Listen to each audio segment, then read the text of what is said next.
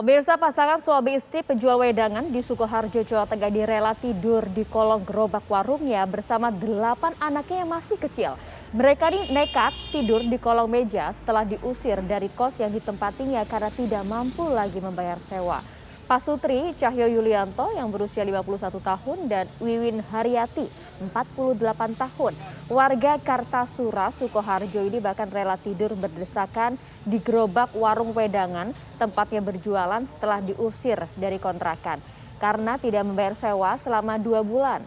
Warung yang berada di trotoar di Jalan Solo Semarang atau tepatnya di depan SMPN 3 Kartasura memiliki panjang sekitar 5 kali 2 meter. Ini tentu menjadi perubahan tempat tinggal yang luar biasa. Kita ingin tahu sebenarnya ya bagaimana ceritanya keluarga Pak Cahyo dan juga Bu Wiwin ini. Langsung saja kita ajak Anda. Sudah ada Pak Cahyo dan juga Bu Wiwin yang hadir pada pagi hari ini.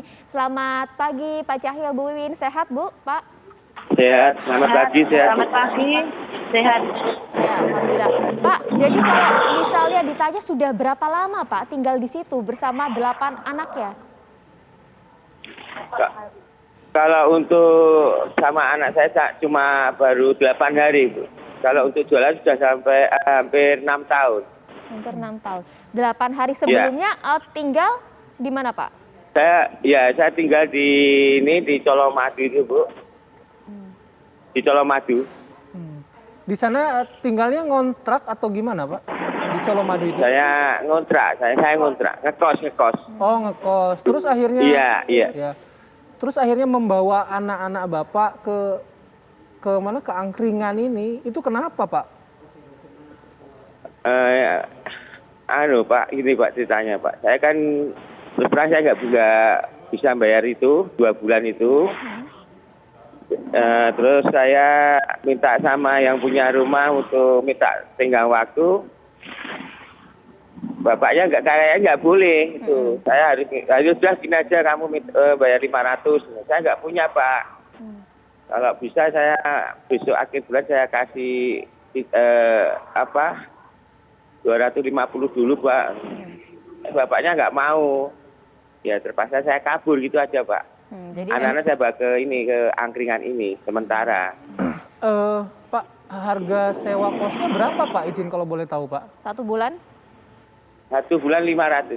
Oh, 1 bulan 500 dibayar 250 Yeah. juga bapaknya waktu itu belum mau ngasih gitu ya Pak ya? Iya. Karena sudah 2 bulan tenggatnya mungkin ibaratnya seperti itu. Tapi sebelumnya setiap bulannya lancar padahal ya Pak pembayaran Pak? Lancar. Ya. Nah, ini kan gara-gara PPKM itu saya jadi kena imbasnya Pak. Bu. Di warung agak sepi itulah intinya. Nah itu bagaimana Pak selama ini berapa bulan terakhir ini kan PPKM masih terus diperpanjang. Nah Bapak sebagai penjual angkringan dampaknya bagaimana? Sepi, agak sepi. Biasa dalam 1 hari Pak kalau di angkringan ini bisa dapat berapa kalau kondisi normal ya pas rame-ramenya gitu? Untungnya apa Mbak? Ya, untungnya boleh. Oh, untungnya kalau pas hari rame ya 150. 150. Tapi berapa hari terakhir ini pas kondisi PPKM sepi ini sehari Jadi itu berapa, bisa Bu? untung berapa? Ya kadang 80, 50. Ya. Baik, Pak Cahyo, Bu Wiwi itu 8 anak dibawa ke angkringan ini gitu ya. Mereka tidurnya di mana ya Bu ya? Dengan Bapak, dengan Ibu gitu? Kalau anak saya taruh di bawah meja. Terus kalau untuk saya pakai bapaknya di ini. single sama Kursi panjang lah intinya. Ya. Lah Ibu bagaimana Bu? Tidur di mana Bu?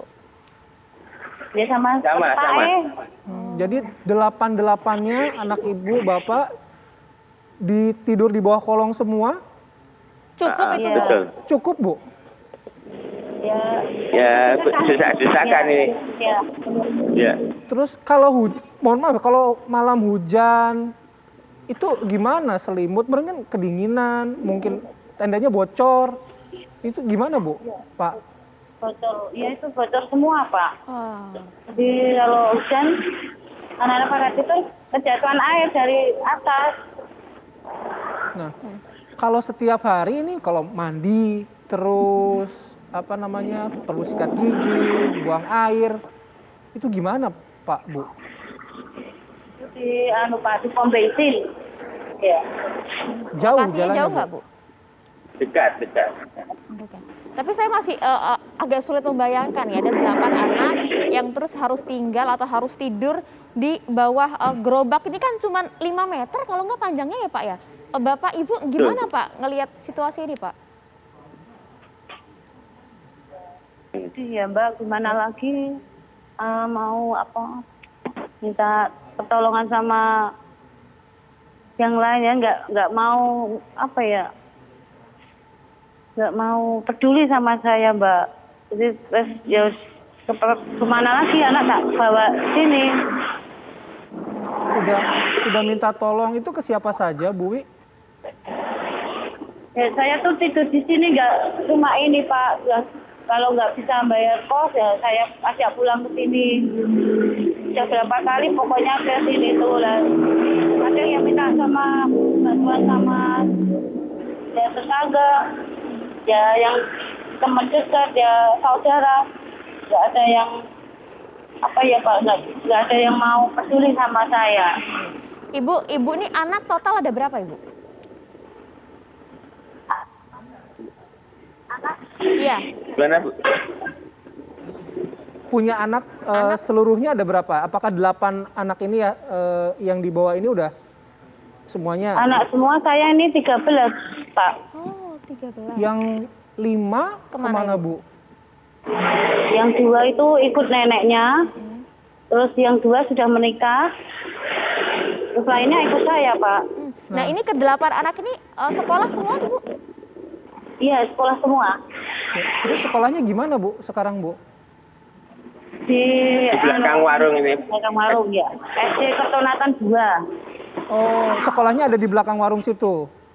Betul. Iya Pak. Jadi kalau pagi jam sekolah tetap sekolah, datang ke sekolah, siang selepas pulang balik lagi ke warung ini. Belajarnya di situ juga berarti Bu, setiap hari. Terus, maaf Pak, untuk saat ini anak saya nggak saya sekolahkan Pak. Oh, kenapa Pak? Nggak ada biaya saya. Biaya sekolah Pak? Ini yang gimana? Iya, silakan dilanjutkan Pak. Dari SD ini yang di SD ini masih 3. Yang satu ini SMP ini untuk lulusan tahun ini masuk SMP belum saya sekolahkan Pak. Iya. Masuk SMP, harusnya sudah masuk SMP. Udah. Oh, sudah Sampai sekarang belum masuk. saya masuk. Jadi sekarang yang anak Bapak yang SMP ini ngapain sekarang Pak kegiatannya Pak? Membantu saya di warung Pak. Oh, ikut bantu di warung gitu ya? Iya. Iya. Dari 8 yang saat ini berada di warung di angkringan ini yang sekolah berapa Ibu? Yang sekolah di SD 3 Mbak.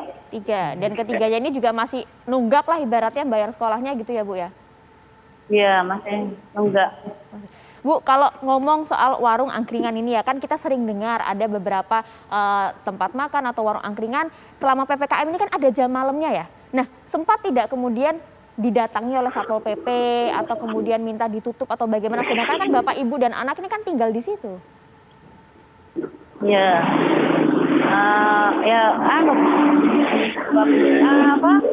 Kalau disuruh tutup, saya ya bilang ya Pak tutup. Tapi Bapak Satpol PP pas pulang saya ajak tidur di situ lagi. Oke. Nah, Pak Cahyo, Bu Wiwi sampai sekarang nih sampai pagi hari ini sudah ada yang mau ngasih bantuan belum Pak, Bu? Sudah ada Pak. Ada Pak, sudah ada. Oh, sudah ada.